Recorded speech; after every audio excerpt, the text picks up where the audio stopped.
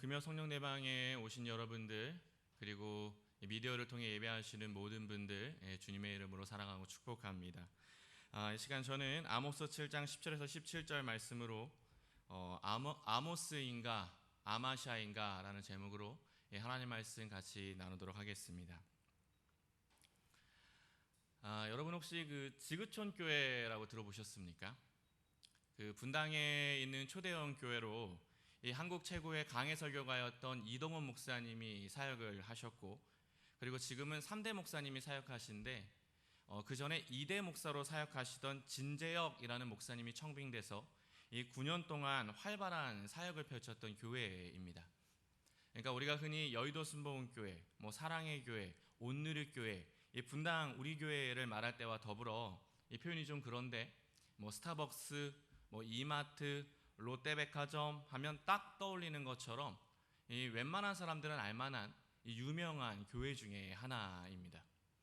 그런데 2년 전에 그 교회를 담임하시던 진재혁이라는 목사님이 설교 중에 이 담임 목사직을 사임하고 내가 어디로 가겠다라고 발표를 하셨습니다. 이유는 선교, 이 케냐 선교사로 나가려 한다는 거죠.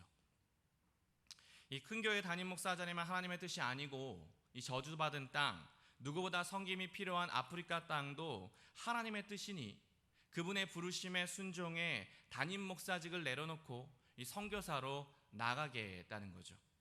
덕분에 교계가 발칵 뒤집혔습니다. 가만히만 있어도 화려한 스포트라이트 받을 수 있는 대형 교회 담임 목사가 그 모든 자리를 내려놓고 선교사로 간다는 건 여간 힘든 결정이 아닐 수가 없거든요. 덕분에 저는 소명, 그 기사를 보면서 그 메시지를 들으며 소명이란 단어를 한참 동안 묵상했었습니다. 나는 여전히 소명을 따라 살아가고 있는 사람인지, 아니면 이제는 어느덧 다른 것을 보고 있는 건 아닌지. 여러분은 어떠십니까? 꼭 목사만 어떤 소명이 있는 게 아니라 이 시간 미디어를 통해 예배하시는 모든 분들 역시 각자의 자리에서 부름받은 예배자인데 우리는 모두 그 소명을 쫓아 살아가고 있을까요? 이런 측면에서 오늘 본문은 조금은 많이 불편한 본문으로 소명자로 시작했으나 세속으로 빠지는 사람과 세속에서 시작했으나 소명자로 살아가는 이 두 명의 선지자를 비교하고 있습니다. 이 아모스 7장 10절에서 13절 말씀을 우리 먼저 같이 한번 읽어보도록 하겠습니다. 자, 우리 성경을 펴고 같이 읽겠습니다. 아모스 7장 10절에서 13절 말씀입니다. 읽습니다. 시작. 때에 베델의 제사장 아마샤가 이스라엘의 왕 여로보암에게 보내어 이르되 이스라엘 족속 중에 아모스가 왕을 모반하나니 그 모든 말을 이 땅이 견딜 수 없나이다.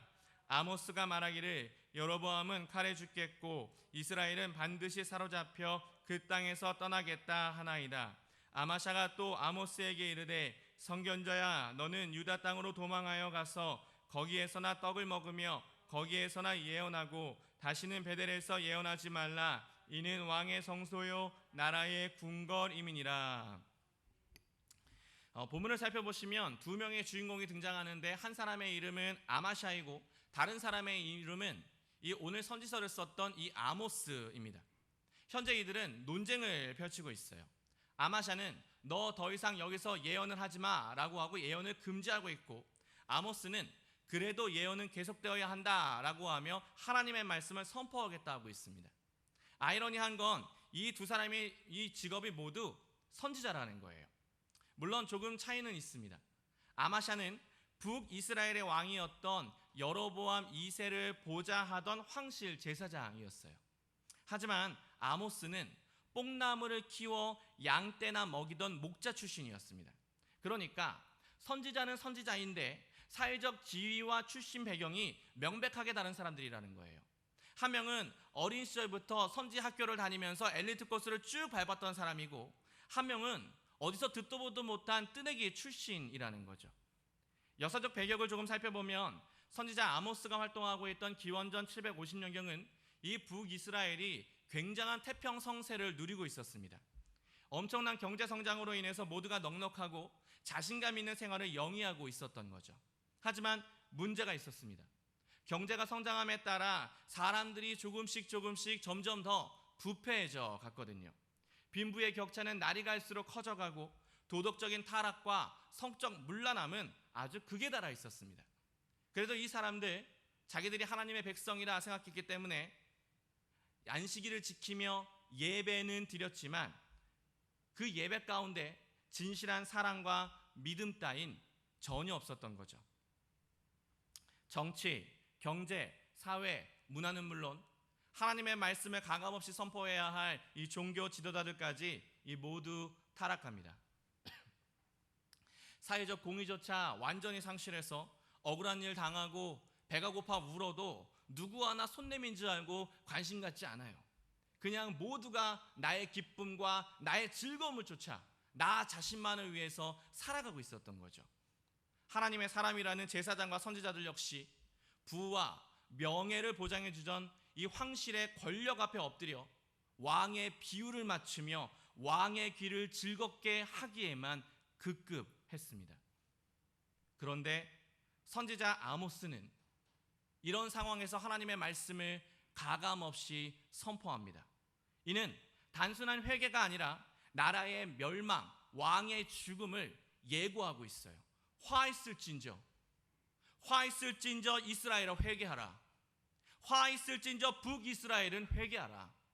회개하지 않으면 하나님의 진노가 이 땅 가운데 임할 것이다. 이것은 히브리어로 호이, 장례식에서나 쓸 수 있는 단어였습니다. 왕도, 귀족도, 모든 백성도 다 죽게 될 것이니 회개해라. 하나님의 공의를 회복해라. 이것이 하나님의 뜻이다. 아모스의 이 강력한 외침에 사람들이 굉장히 당황합니다. 특히 권력의 핵심 부인 황실이 너무 당황해요. 아니, 너무 불편하고 너무 기분이 나빠. 그래서 황실 선지자인 아마샤를 찾아가 귀족들이 묻습니다. 이보게, 아마샤, 당신이 좀 대답해 보게. 아모스의 외침이 진짜 하나님의 말씀인가 아니면 어떤 미친놈의 헛소리인가? 아마샤가 매우 당황합니다. 왜? 그는 알았거든요. 아모스의 선포가 하나님의 말씀임을. 하지만 말할 수 없었습니다. 이 예언이 맞다. 아모스의 예언처럼 왕이 죽을 것이다. 그러니 회개하라 라고 외치기엔 아마샤 자신이 너무 멀리 와버렸거든요. 그는 이미 황실이 제공하는 사회적인 특권과 권력, 넉넉한 풍요로움과 안정된 삶에 중독되어 버린 인간 왕의 노예니까. 결국 그는 조용히 아모스를 만나서 협박합니다. 이게 오늘 우리가 함께 읽었던 본문의 내용이고, 이 문제에 대해서 아마샤와 아모스가 논쟁을 하고 있는 장면이에요. 요지는 아주 간단합니다. 아마샤가 얘기해요. 아모스, 사실은 나도 네 예언이 하나님의 말씀임을 안다. 나도 알아. 하지만 그 말씀을 지금 이런 상황에 꼭 선포해야겠니? 솔직히 너무 거칠고 부담스러워. 사람들은 듣고 싶지 않아요. 요즘 사람들이 다 자기 위로하고 자기 격려하고 좋은 일 생긴다는 그런 얘기 듣고 싶어 한다고. 내가 하는 일이 어떤 일이든 자부심을 가지게 하고 막 자존감을 막 불러일으키고 막 뭔가 좋은 일이 계속 생길 것 같은 그런 것들을 계속 줘야 사람들이 뭔가를 듣고 싶어 한다고. 그러니 내 입장 곤란하게 하지 말고 그 입 다물어. 안 그러면 너 죽는다. 하지만 아모스는 단칼에 거절합니다. 그는 오직 자신을 부르신 하나님만을 바라보며 그분이 주신 말씀을 거침없이 선포해요. 여기서 우리가 그래서 생각해 볼 것이 있습니다. 이 두 사람의 모습을 통해 반드시 짚고 넘어가야 할 점이 있습니다. 특히 이들의 소명과 운명에 대해서. 아마샤는 분명 하나님의 사람이었습니다. 그러나 그는 시간이 지나면서 변질되고 말아요. 하나님의 종이 아닌 사람의 족으로 왕의 눈치만 살피는 사람으로 변질됩니다. 다시 말해 신앙인으로 시작해 세속인으로 변질되었다는 거예요. 하지만 아모스는 정반대였습니다. 그는 뽕나무를 재배하던 목자였어요. 즉 처음부터 소명받은 사람은 아니었다는 거예요. 하지만 그가 변했습니다. 하나님의 은혜를 누리기 시작하는 그때부터 순종의 인생을 살아요. 그래서 말씀을 위해서라면 기꺼이 대가를 지불합니다. 말씀의 성취를 위해서라면 어떤 불이익도 겉들이 감당하는 사람으로 변화되었다는 거죠. 그래서 우린 이 메시지에 귀를 기울여야 합니다. 한 번 받은 소명이 영원한 소명은 아니라는 거예요. 아마샤는 원래 하나님의 부름받았던 사람입니다. 하지만 그는 그 소명에서 떠나가요. 부르심을 받았던 그 첫 감격을 다 잃어버리고 말씀의 권위 역시 인정하지 않은 채 생계를 위해 근근히 살아가는 무기력한 그리스도인이 되어버린 거죠. 아모스의 메시지가 진리임을 알면서도, 이게 하나님의 말씀임을 알면서도 애써 외면하려는 그의 모습. 여러분은 어떠십니까? 솔직히 하나님의 은혜 안에 거하지 못할 때 조금씩 나타나는 우리들의 모습 아닐까요? 이러면 안 되는데, 나 다시 그러지 않기로 했는데, 정말 마음은 원이로되 육신이 약하구나 라고 외치고 그렇게 무너지고 넘어지는 내 모습 아니냐고요. 하나님이 이 세상 누구보다 크시다고 믿고는 있지만 중요한 사람을 만나거나 뭔가 어쩔 수 없는 분위기라고 느껴지면 이 주변 사람의 눈치를 살피다 타협해 버리지는 않느냐는 거예요. 그래서 여러분, 한 번 받은 은혜가, 한 번 받은 소명이 영원하지 않을 수 있습니다. 내가 매일 주님 앞에 엎드리지 않으면, 하나님과의 관계를 점검하지 않으면 우리의 영혼은 어느새 완전히 말라 비틀어져요. 그래서 사랑도, 뭔가 열정도, 비전도, 믿음도 모두 다 식어진 채 매사에 그저 까칠하고 매사에 그저 부정적인 사람으로 변화되어 가는 거죠. 그렇다면 우리는 어떤 의식과 마음을 가지고 살아야 할까요? 무엇을 붙잡아야 우리가 다시 회복할 수 있을까요? 이와 관련해서 제가 짧은 글 2개를 소개해 드리려고 하는데, 지금부터 읽어드리는 이 글은 제가 설교를 섬길 때에 여러 번 소개한 적이 있어서 들으신 적이 있을지도 모르는 글입니다.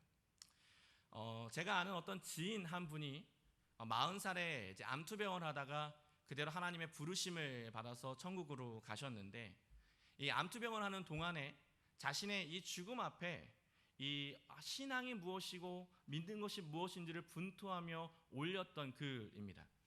사실은 연세대학교 국문학교를 졸업하고 너무 자기는 지적이고 이성적인 사람이 되고 싶어서 굉장히 세련되고 뭔가 샤프하고 뭔가 좀 아름다운 설교와 그런 지적인 어떤 것을 추구하다가 점점점 죽음이 다가오니까 본질이 무엇인지, 내가 추구하는 복음이 무엇인지를 아주 적나라하게 고백을 하고, 이 고백이 페이스북에 올려지고 이게 캡처되어 지인과 지인들의 카톡을 타고 넘어가 저한테까지 전달이 되었던 건데요.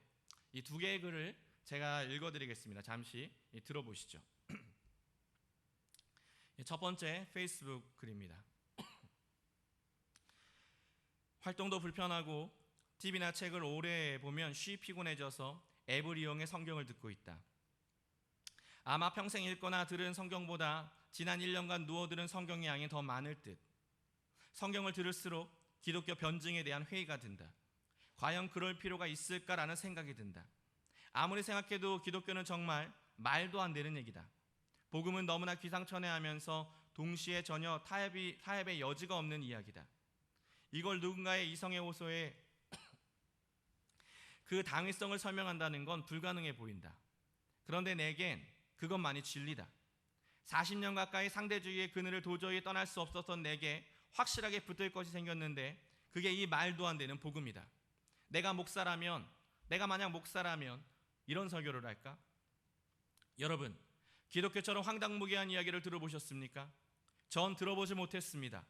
신이 사람이 되어 이 땅에 와서 인간의 죄를 사하기 위해 죽었고 3일 만에 살아났다고요. 이걸 믿으면 천국에 가서 영원히 살 수 있다고요. 살다 이런 희한한 이야기가 또 있나요? 이런 희한한 이야기가 정말 또 있나요? 그런데 전 세상에서 오직 이 복음만을 믿습니다. 제가 미친 것 같습니다. 아니, 미쳤습니다. 그런데 여러분, 신이 보여준 말도 안 되게 황당무계한 미친 사랑에 걸맞는 내 유일한 반응은 미친 믿음뿐입니다. 다른 어렵고 유식한 말들을 나는 모릅니다. 그것이 내 기독교 신앙을 설명하는 유일한 방법입니다. 또 하나의 글은 이렇습니다. 불과 얼마 전까지만 해도 나는 성서를 아름답고 구도자적 언어로 해석한 무신론자에게 들려준다 한들 부끄럽지 않을 고상한 설교를 선호했다. 하지만 지금은 초등학교 저학년 여름 성경학교에서 각인됐을 법한 이미지, 예컨대 십자가에서 흘린 예수의 피를 보고 주랭난 치는 마귀야말로 내게 가장 실제적이며 강력하게 다가오는 메시지다.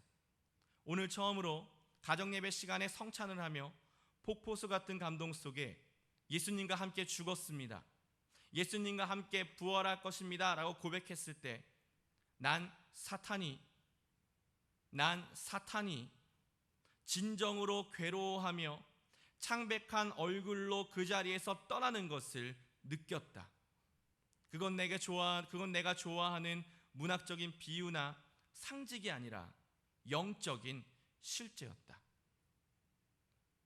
미친 사랑과 미친 믿음, 이것이 그리스도인 우리들의 중심이자 정체성이라는 거죠.